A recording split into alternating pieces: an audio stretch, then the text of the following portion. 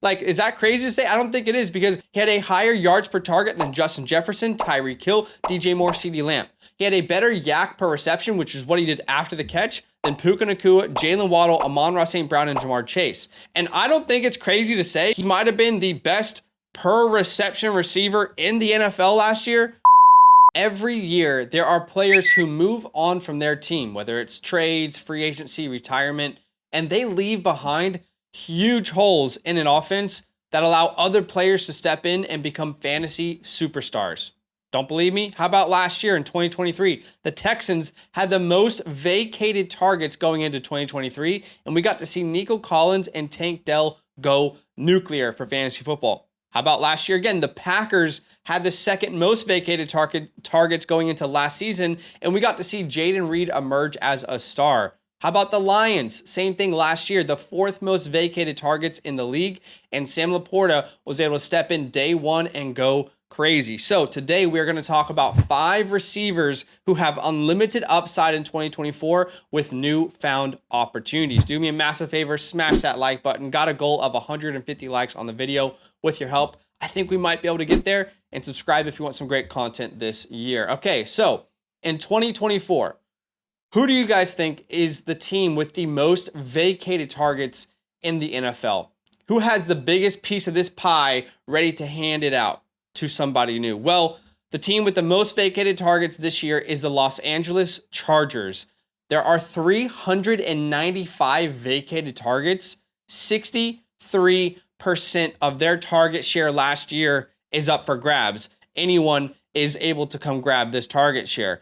24 targets inside the 10, again, up for grabs based off what we saw last year. Why? Because they lost superstar Keenan Allen, they lost Mike Williams, Austin Eckler, Gerald Everett, and in my opinion, the guy to come in and fill that space to take advantage of this opportunity is rookie wide receiver Ladd McConkey out of Georgia, one of my favorite picks in fantasy football this year. Now, I get it. Look, he's a rookie, but let me ask you, what rookies have we been able to trust recently in fantasy football? Well, Jordan Addison, Tank Dell, Zay Flowers, Puka Nacua, Josh Downs, Jaden Reed, Chris Olave. What do all those guys have in common? All those guys are able to separate really well. They're very good route runners in the NFL. What rookies have we not been able to rely on recently? How about Quentin Johnson? How about Treylon Burks? How about Jonathan Mingo? 3 guys who are not known to be good separators come out of college. Ladd McConkey, meanwhile, can separate with the best wide receivers in this draft class. He can play all over the field. He's got deep threat speed, and he showcased really good, reliable hands at Georgia. And this whole narrative that the Chargers won't throw the ball at all because of Jim Harbaugh and Greg Roman, in my opinion, is just massively overblown. We are way overthinking the Chargers offense at this point. Yes, they will run the ball, but guess what? They're also going to pass with one of the best quarterbacks in the NFL. Jim Harbaugh had a ton of success with fantasy wide receivers as an NFL head coach. Check this out. He was a head coach in San Francisco from 2011 to 2014. In 2011, Michael Crabtree was a wide receiver 27 in fantasy.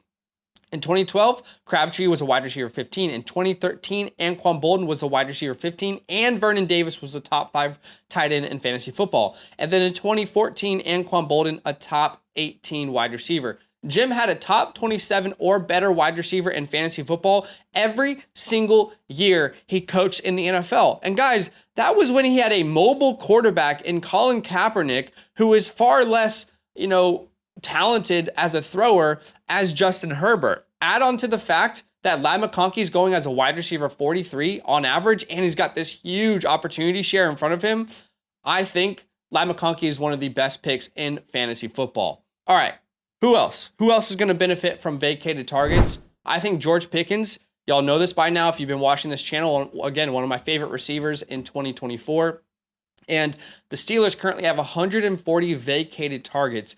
27% of their pie is up for grabs. And George Pickens, Himothy, he likes himself some apple pie. Maybe not some humble pie, but I like that with my wide receivers. Now, the Steelers, they lost Deontay Johnson. They lost Allen Robinson. Deontay had a huge target share in that offense. And George Pickens already took a massive step from 2022 to 2023. His target share goes up from one year to the next. Targets per game, receptions, or receiving yards per game, and his fantasy points per game. Guys, George Pickens had over 1,100 receiving yards in an offense that featured Kenny Pickett, Mason Rudolph, Mitch Trubisky.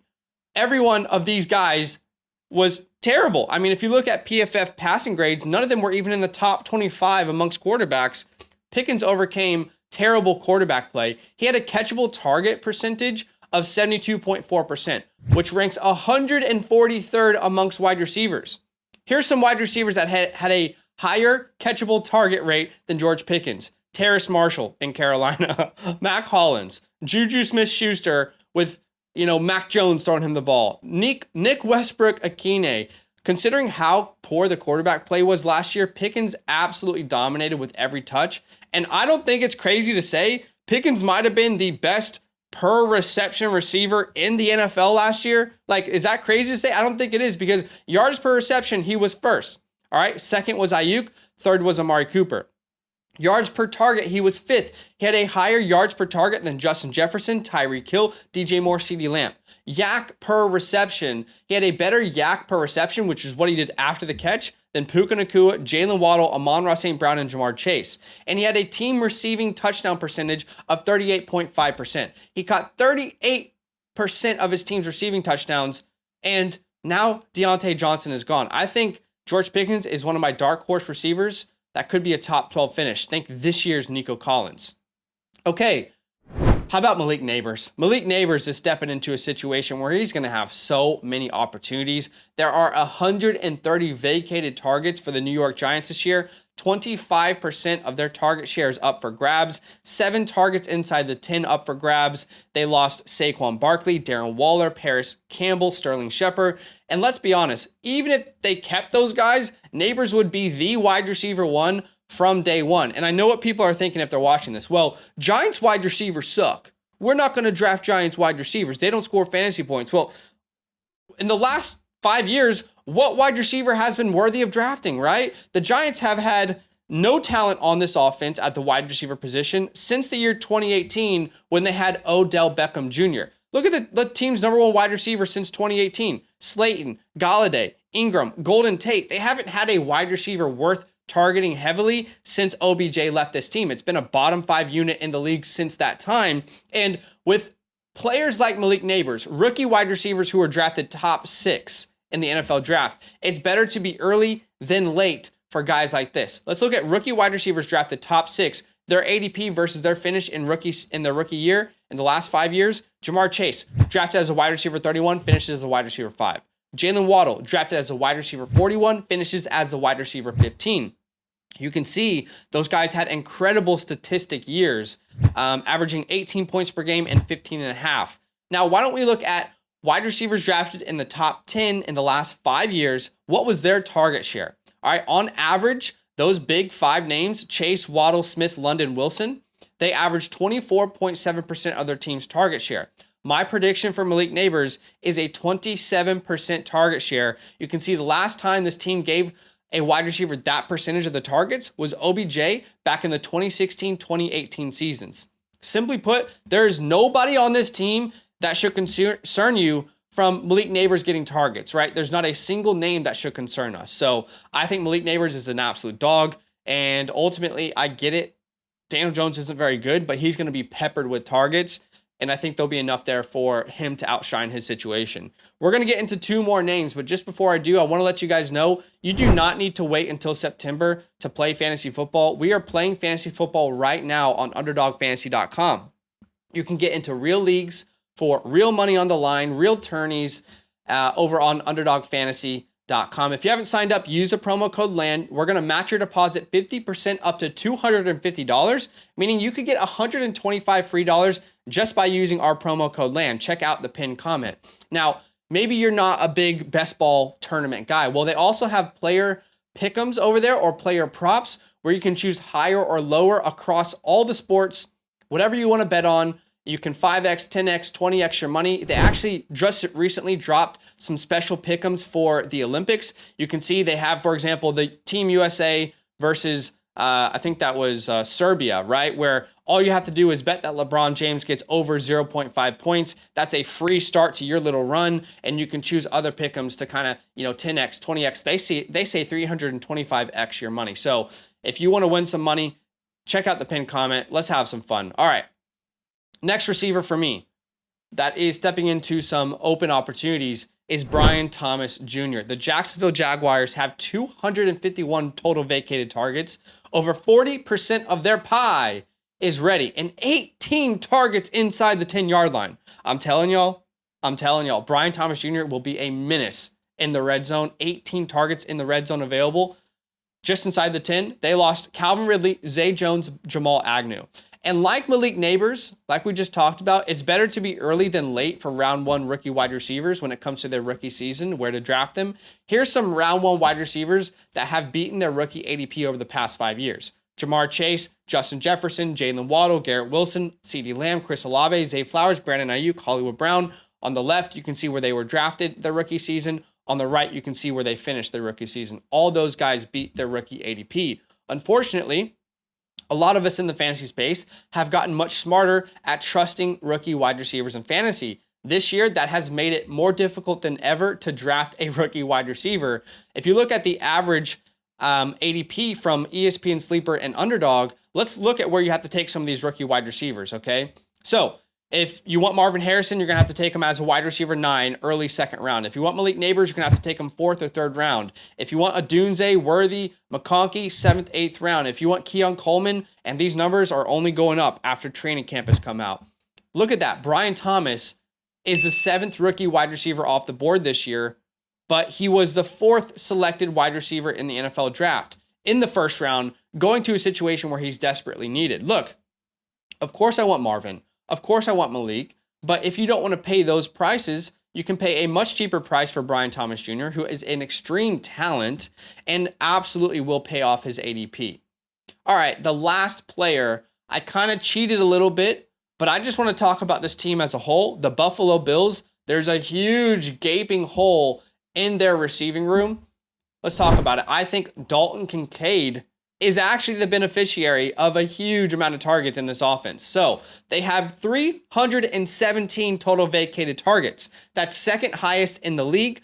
Over 54% of their offense is up for grabs. 13 targets inside the 10 also up for grabs. They lost Stephon Diggs. They lost Gabe Davis. We'll talk about the wide receivers, but let's talk about the tight end here in Dalton Kincaid. There was a change in offensive coordinator last year for the Bills. However, when Joe Brady took over after their 5-5 start, Josh Allen's passing work didn't drastically down plummet, if that makes sense, right? Before the offensive coordinator change, 35 passing attempts after 32.7. Before the offensive coordinator change, 260 passing yards per game versus 243. Dalton Kincaid, guys, I want you to hear me here. Dalton Kincaid was far better as a rookie tight end in fantasy than people are giving him credit for. Sam Laporta just happened to have the best rookie tight end season ever, and that's taking people away from the fact that Dalton Kincaid was actually really special as well as a rookie. Dalton Kincaid is 1 out of 5 rookie tight ends since the year 2000 to average at least 4.5 receptions per game, at least 5.8 targets per game, and at least 41 receiving yards per game. The other 4 tight ends since the year 2000, 23 years, to do that same thing: Jeremy Shockey, Sam Laporta, Jordan Reed, Ryan Krause, and of course, we know Dalton Kincaid. His rookie season was incredibly good, and I am anticipating a huge workload from year 1 to year 2. And let's just quickly talk about Curtis Samuel. Let's talk about Keon Coleman. Let's talk about Khalil Shakir. For me, I believe Curtis Samuel is going to be the wide receiver 1. He is the cheaper option between Curtis Samuel and Keon Coleman. If you want to go strictly upside and, just get your hands on Keon, I don't mind you making that pick either. All I'm telling you guys is there are 4 really good picks in fantasy this year, and they're all Bills receivers. Dalton Kincaid, Keon Coleman, Curtis Samuel, and of course, Khalil Shakir. Just get your hands on one of these names. So you can find this entire database where I show you the vacated targets in the NFL this year. If you haven't signed up, use a promo code LAND, get 30% off the Flock Fantasy website. That is where this database will live. Again, use a promo code LAND. Check out the second pinned comment. Second link in the pinned comment. Become a Mother Flocker member with the promo code LAND. You'll get access to this entire database and you can search it for yourself. And maybe you'll find some steals in your draft based off of the available target share. Maybe I'll make another video off of this. Let me know if you guys enjoyed it. I appreciate you. Thank you so much for watching, and I'll see you very soon. All love. Now that those idiots are done talking, who needs some rankings? Hell yeah, I need some rankings. Then use promo code LAND, LAND, for 30% off any membership at flockfantasy.com. Oh.